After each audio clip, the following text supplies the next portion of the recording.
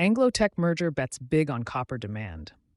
Anglo American and Teck have agreed to combine in an all stock at market merger, creating Anglo Teck, one of the world's largest copper producers. The deal will establish global headquarters in Vancouver, with major offices in London and Johannesburg.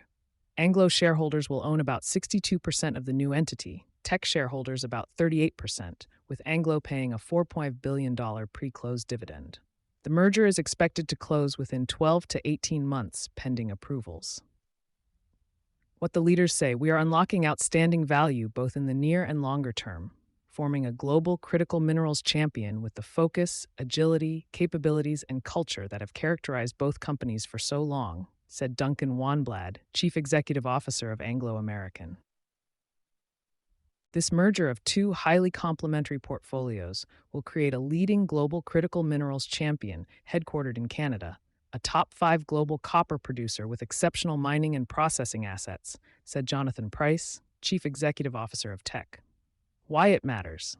Copper is central to electrification, grid expansion, and EVs.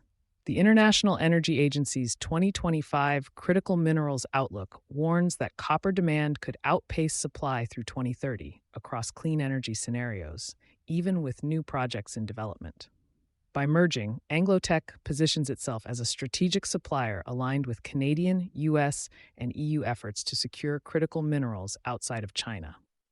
Growth and synergies. The companies expect $800 million in recurring annual pre-tax synergies within 4 years, with 80% realized by year 2.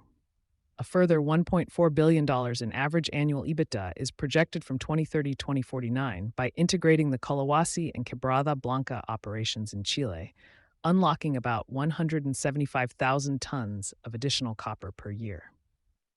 Analysts note these adjacency synergies are unusually significant for the sector. Context and commitments. The merger follows portfolio streamlining by both companies.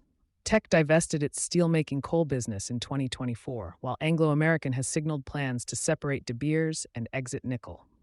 Both companies are doubling down on copper, premium iron ore, and zinc.